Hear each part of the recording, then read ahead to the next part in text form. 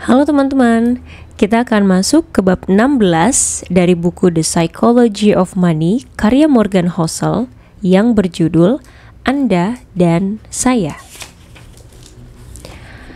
Pecahnya gelembung.com pada awal 2000-an mengurangi kekayaan rumah tangga sebanyak 6,2 triliun dolar. Akhir gelembung perumahan menghapuskan lebih daripada 8 triliun dolar. Sukar meremehkan betapa merusak gelembung finansial secara sosial. Kehidupan orang dikacau olehnya. Mengapa terjadi? Dan mengapa terjadi berkali-kali? Mengapa kita tak bisa belajar dari pengalaman? Jawaban biasanya adalah bahwa manusia itu rakus, dan kerakusan adalah suatu ciri manusia yang tidak bisa dihapuskan. Boleh jadi itu benar, dan jawaban itu cukup memuaskan bagi banyak orang. Namun ingat bab 1, tidak ada yang gila. Orang membuat keputusan finansial yang kemudian disesali dan sering melakukannya dengan hanya sedikit informasi dan tak memakai logika. Namun keputusannya masuk akal bagi mereka ketika dibuat. Menyalahkan kerakusan sebagai penyebab gelembung lalu berhenti di sana berarti melewatkan pelajaran penting mengenai bagaimana dan mengapa orang merasionalkan apa yang sesudahnya tampak sebagai keputusan rakus. Sebagian alasan gelembung sukar dipelajari adalah karena tak seperti kanker, di mana biopsi bisa memberi kita peringatan dan diagnosis jelas. Gelembung lebih dekat dengan naik turunnya suatu partai politik yang hasilnya diketahui sesudah terjadi, tapi penyebabnya dan siapa yang salah tak pernah disepakati. Persaingan berebut hasil investasi itu sengit dan semua aset pasti dimiliki orang setiap waktu. Artinya gagasan gelembung akan selalu kontroversial karena tak ada yang ingin berpikir bahwa dirinya memiliki aset yang nilainya berlebihan. Sesudah kejadian, kita lebih cenderung menuding sinis daripada belajar. Saya tak menganggap kita akan pernah bisa menjelaskan sepenuhnya mengapa gelembung terjadi. Seperti bertanya mengapa perang terjadi. Hampir selalu ada beberapa alasan, banyak yang saling bertentangan, semuanya kontroversial. Terlalu rumit untuk diberi jawaban sederhana. Namun saya ingin mengusulkan satu alasan gelembung terjadi, yang kadang dilupakan dan berlaku kepada Anda secara pribadi, yaitu investor sering mengikuti petunjuk dari investor lain yang melakukan permainan berbeda secara polos. Ada satu gagasan dalam keuangan yang tampak tak bermasalah tapi telah menyebabkan kerusakan tak terbayangkan. Itu adalah gagasan bahwa aset punya satu harga rasional di dunia di mana para investor memiliki tujuan dan cakrawala waktu yang berbeda-beda. Tanya diri Anda sendiri, berapa seharusnya Anda membayar untuk memiliki saham Google sekarang? Jawabannya tergantung siapa Anda. Apa Anda punya waktu 30 tahun? Kalau begitu, harga yang pas harus dihitung dengan analisis aliran kas Google selama 30 tahun ke depan. Apa Anda ingin menjualnya dalam 10 tahun? Kalau begitu, harganya bisa dicari berdasarkan analisis potensial industri teknologi dalam satu dasawarsa ke depan dan apakah manajemen Google bisa melaksanakan visinya. Apa Anda ingin menjualnya dalam waktu 1 tahun? Kalau begitu, perhatikan siklus penjualan produk Google sekarang dan apakah kita akan mengalami pasar bearish. Apa Anda trader harian? Maka harga yang pas adalah bodo amat karena Anda cuma mencoba mengambil beberapa dolar berdasarkan apapun yang terjadi antara sekarang dan jam makan siang yang bisa dicapai di harga berapapun. Bila investor punya tujuan dan cakrawala waktu berbeda-beda dan memang begitu di tiap kelas aset, harga-harga yang tampak konyol bagi satu orang bisa masuk akal bagi orang lain karena faktor-faktor yang diperhatikan tiap investor berbeda. Lihatlah gelembung.com pada 1990-an. Orang bisa melihat saham Yahoo pada 1999 dan berkata, "Itu gila, sekian kali omset, valuasinya tak masuk akal." Namun banyak investor yang memiliki saham Yahoo pada 1999. Mereka punya cakrawala waktu sangat pendek, sehingga masuk akal bagi mereka membayar harga yang konyol. Seorang trader harian dapat mencapai apa yang diinginkannya, entah harga saham Yahoo sedang $5 atau $500, asalkan pergerakannya ke arah yang dikehendaki pada hari itu. Dan memang begitu selama bertahun-tahun. Satu hukum besi keuangan adalah bahwa uang mengejar hasil sejauh mungkin. Jika suatu aset punya momentum, sudah bergerak naik secara konsisten untuk beberapa lama, tidak aneh bila sekelompok trader jangka pendek berasumsi aset itu akan terus bergerak ke atas. Tidak tanpa akhir, hanya untuk periode pendek sesuai keperluan mereka. Momentum menarik trader dalam cara yang masuk akal. Barulah yang lain ikut-ikutan. Gelembung terbentuk bila momentum hasil jangka pendek menarik cukup banyak uang, sehingga jenis investornya beralih dari sebagian besar jangka panjang ke sebagian besar jangka pendek. Prosesnya memperkuat diri sendiri.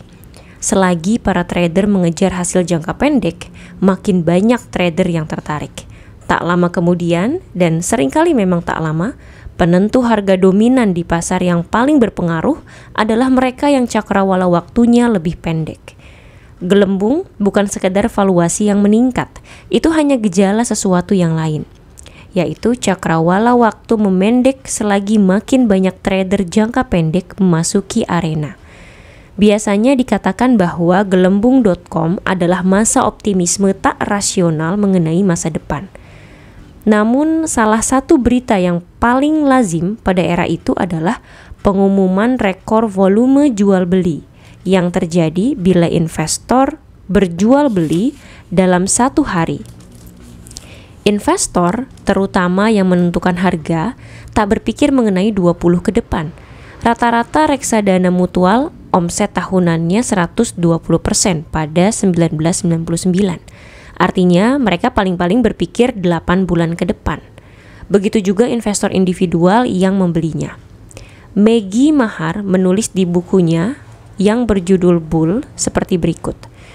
Pada pertengahan 1990-an, Peirce telah menggantikan skor tahunan dengan laporan yang muncul tiap 3 tahun. Perubahan mendorong investor mengejar performa, bergegas membeli reksadana di puncak daftar ketika sedang mahal-mahalnya. Kala itu adalah era trading harian, kontrak opsi jangka pendek, dan komentar pasar per menit. Bukan hal yang biasa dihubungkan dengan pandangan jangka panjang. Hal yang sama terjadi dalam gelembung perumahan pada pertengahan 2000-an. Sukar membenarkan membayar harga $700.000 demi rumah 2 kamar tidur di Florida untuk tempat tinggal keluarga Anda dalam 10 tahun ke depan. Namun itu masuk akal jika Anda berencana menjual lagi rumah itu dalam beberapa bulan sesudah harganya naik agar mendapat laba dengan cepat. Persis itulah yang banyak orang lakukan selama gelembung perumahan.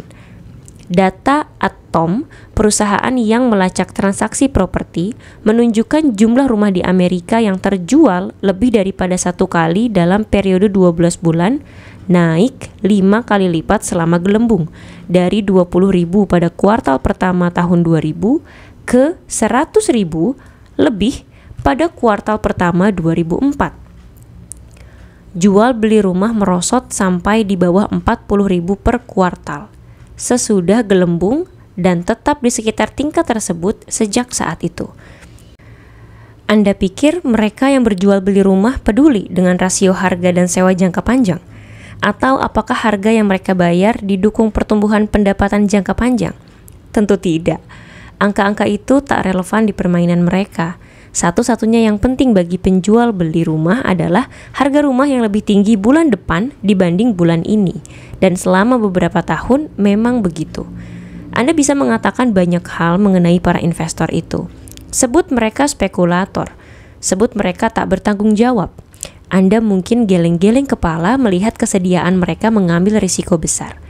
Namun saya tak berpikir Anda bisa menyebut mereka semua tak rasional.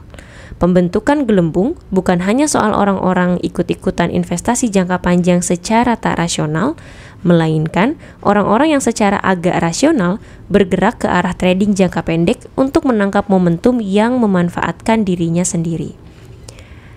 Apa yang Anda perkirakan akan dilakukan orang ketika momentum menciptakan satu potensi hasil besar dalam jangka pendek?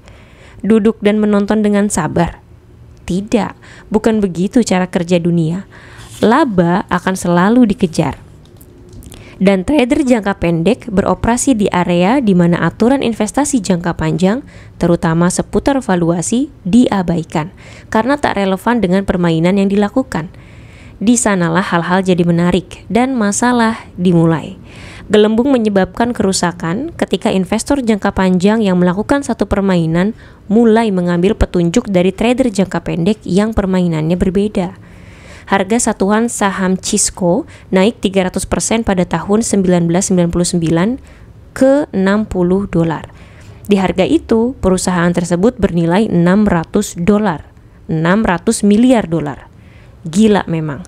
Hanya sedikit yang benar-benar berpikir nilainya sebesar itu. Para trader harian sekedar senang bersenang-senang. Ahli ekonomi Burton Malkiel pernah menunjukkan bahwa laju pertumbuhan Cisco yang disiratkan valuasi itu berarti Cisco bakal lebih besar daripada seluruh ekonomi Amerika Serikat dalam 20 tahun. Namun, jika Anda investor jangka panjang pada tahun 1999, $60 adalah satu-satunya harga yang tersedia untuk pembelian saham Cisco. Dan banyak orang yang membelinya di harga itu. Jadi, Anda barangkali melihat-lihat dan berkata kepada diri sendiri, "Wow, barangkali para investor lain itu tahu sesuatu yang saya tak tahu." Mungkin Anda mengikuti mereka. Anda bahkan merasa pintar karenanya. Anda tak sadar bahwa para trader yang menetapkan harga marginal saham melakukan permainan yang berbeda dengan Anda.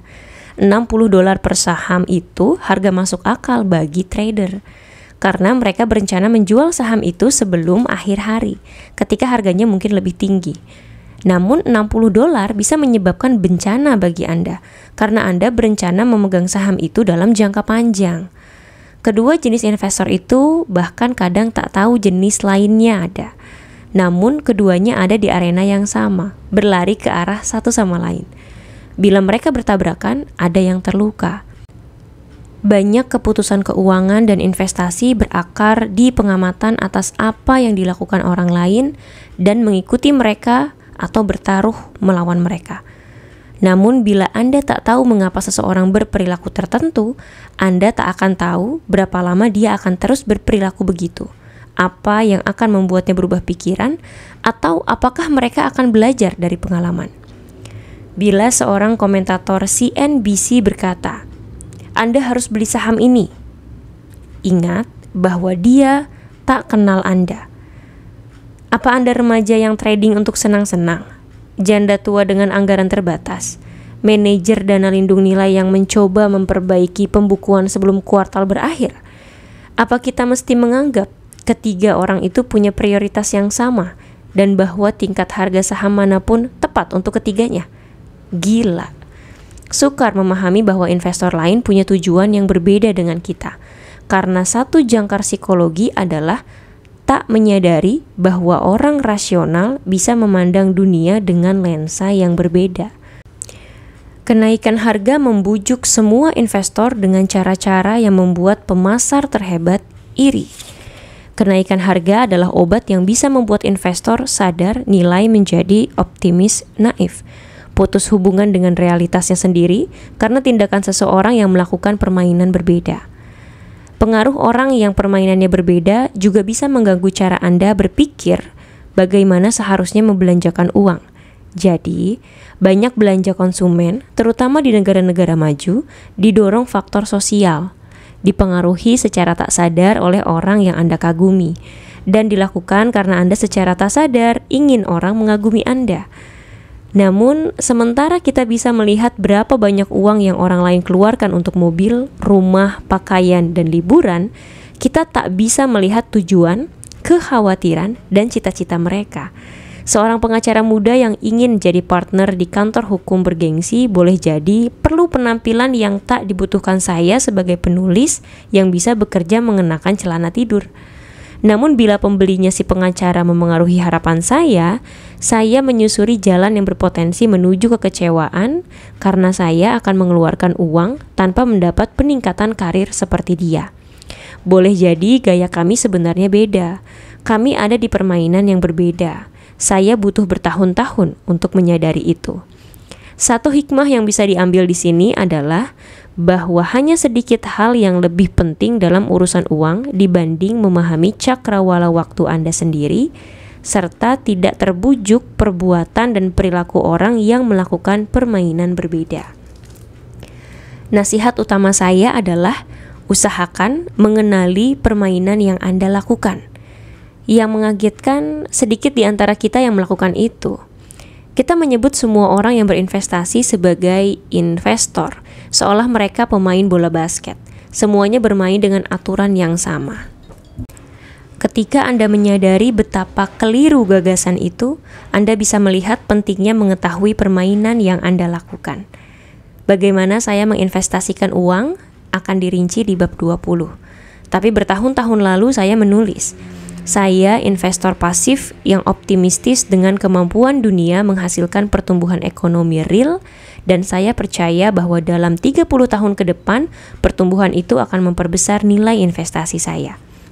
Boleh jadi itu tampak kuno, tapi sesudah Anda menulis pernyataan misi itu, Anda menyadari segala hal yang tak berhubungan dengannya.